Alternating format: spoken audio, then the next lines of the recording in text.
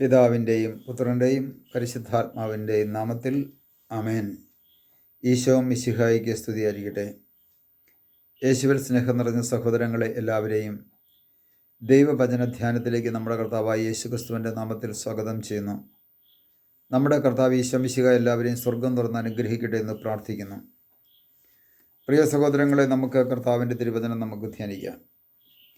വിശുദ്ധ പൗലോസിലെ ഗലാത്യക്കെഴുതിയ ലേഖനം 5-ാം അധ്യായത്തിൻ്റെ 16-17 തിരുവചനത്തിൽ പ്രകാരം പറയുന്നു: ജഡമോഹങ്ങളെ ഒരിക്കലും തൃപ്തിപ്പെടുത്തരുത്, എന്തെന്നാൽ ജഡമോഹങ്ങൾ ആത്മാവിനെതിരാണ്.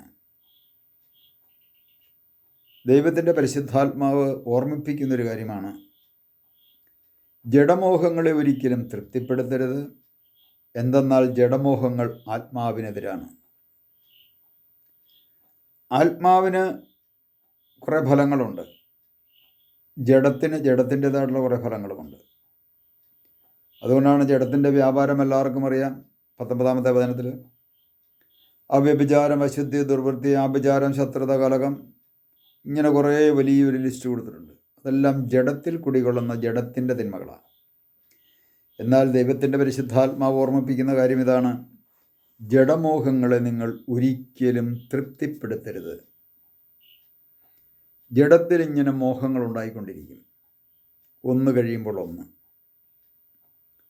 സാധാരണ രീതിയിൽ നമ്മൾ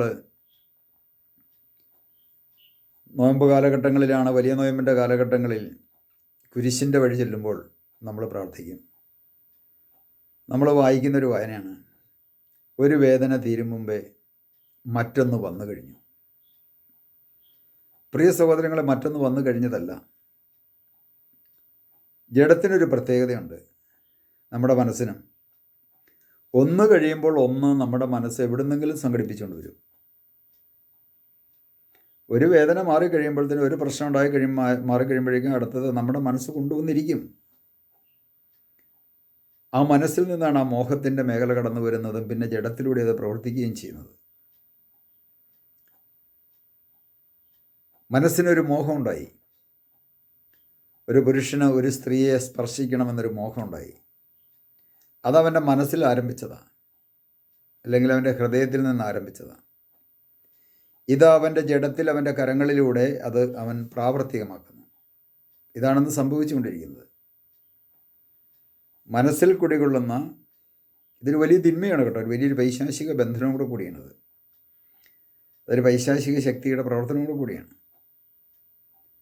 അതുകൊണ്ടാണ് നമ്മുടെ ഈ പൈശാചിക ശക്തിയിൽ നിന്നൊക്കെ, ഇവൻ്റെ പ്രവർത്തനത്തിൽ നിന്നൊക്കെ മോചനം പ്രാപിക്കാൻ വേണ്ടി നമ്മുടെ സഭയിലുള്ള വലിയ വലിയ പിതാക്കന്മാർ, പൂർവ്വ പിതാക്കന്മാരും സഭയിലെ വലിയ വിശുദ്ധരുമൊക്കെ ഒറ്റയ്ക്ക് കാട്ടിലും ഗുഹകളിലുമൊക്കെ പോയിരുന്ന് പ്രാർത്ഥിച്ച് ഈ പറയപ്പെട്ട സുഖഭക്ഷണമൊക്കെ ഉപേക്ഷിച്ച് ജീവിച്ചൊരു സാഹചര്യമുണ്ട്. അതവരുടെ ജഡമോഹങ്ങളെ തൃപ്തിപ്പെടുത്താതിരിക്കാൻ വേണ്ടിയിട്ടായിരുന്നു. ജഡമോഹങ്ങളെ തൃപ്തിപ്പെടുത്തരുത്, എന്തെന്നാൽ ജഡമോഹങ്ങൾ ആത്മാവിനെതിരാണ്. ജഡമോഹങ്ങൾ ആത്മാവിനെതിരാണ്. കാരണം ആത്മാവിൻ്റെ ഫലം സ്നേഹം, ആനന്ദം, ദയ, ക്ഷമ, നന്മ, വിശ്വസ്തത, ആത്മസംയമനം, സൗമ്യത ഇവയും ഇവയ്ക്ക് സദൃശ്യമായ പ്രവൃത്തികളുമാകുന്നു എന്ന് ഗലാത്യ 5-ാം അധ്യായത്തിൻ്റെ 22-ാമത്തെ തിരുവചനത്തിൽ ആത്മാവിൻ്റെ ഫലങ്ങളെക്കുറിച്ച് പറയുമ്പോൾ ജഡത്തിൻ്റെ ഫലങ്ങളെ അതിനു മുൻപ് പറയുന്നുണ്ട്. അപ്പം നമ്മുടെ ഉള്ളിൽ കിടക്കുന്ന ജഡത്തിൻ്റെ ഫലങ്ങളെ നമ്മൾ തന്നെ അതിനെ ദൈവകരങ്ങളിലേക്ക് കൊടുത്തുകൊണ്ട്, ദൈവത്തിൻ്റെ പരിശുദ്ധാത്മാവിൻ്റെ ശക്തി അതിലേക്ക് സ്വീകരിച്ചുകൊണ്ട് നമ്മൾ അതിൽ നിന്ന് വിമോചനം പ്രാപിക്കേണ്ടിയിരിക്കുന്നു. ദൈവത്തിൻ്റെ പരിശുദ്ധാത്മാവിൻ്റെ ശക്തി കടന്നു വന്നാൽ മാത്രമേ ഇതിനെ അതിജീവിക്കാൻ പറ്റുകയുള്ളൂ. അതുകൊണ്ടാണ് ഈശോ തൻ്റെ ശിഷ്യന്മാരോട് ഇത് ഈ മേഖലയും കൂടി ലക്ഷ്യം വെച്ചുകൊണ്ടാണ് ഈശോ പറയുന്നത്, തൻ്റെ ശിഷ്യന്മാരോട് പറയുന്നൊരു കാര്യമുണ്ട്: പരിശുദ്ധാത്മാവ് നിങ്ങളുടെ മേൽ വന്നു കഴിയുമ്പോൾ നിങ്ങൾ ശക്തി പ്രാപിക്കും. ജഡമോഹങ്ങളെ തൃപ്തിപ്പെടുത്താതെ, ജഡമോഹങ്ങളെ തങ്ങളുടെ കാൽച്ചുവട്ടിലാക്കി ക്രിസ്തുവിന് സാക്ഷ്യം വഹിക്കുവാനായിട്ടുള്ള ശക്തി ഒരു വ്യക്തിക്ക് ലഭിക്കുന്നത് ദൈവത്തിൻ്റെ പരിശുദ്ധാത്മാവിലൂടെയാണ്. എല്ലാ മനുഷ്യരിലും, അതായത് ചെറുതു തൊട്ട് വലുതുവരെയുള്ള എല്ലാ വ്യക്തികളിലും ജഡത്തിൻ്റെ മോഹങ്ങളും ജഡത്തിൻ്റെ വ്യാപാരങ്ങളും കിടപ്പുണ്ട്. എത്ര ഉന്നതനായ ധ്യാനഗുരുവായിക്കോട്ടെ. പക്ഷേ ആ ധ്യാനഗുരുവിന് ചെയ്യാൻ സാധിക്കുന്നത് ഈ ജഡത്തിൻ്റെ മോഹങ്ങളിലേക്കും ജഡത്തിൻ്റെ ആസക്തികളിലേക്കും ദൈവത്തിൻ്റെ പരിശുദ്ധാത്മാവിൻ്റെ ശക്തി സ്വീകരിച്ചുകൊണ്ട് അതിനെ ഇല്ലായ്മ ചെയ്യുക, അതിനെ നിർവീര്യമാക്കുക.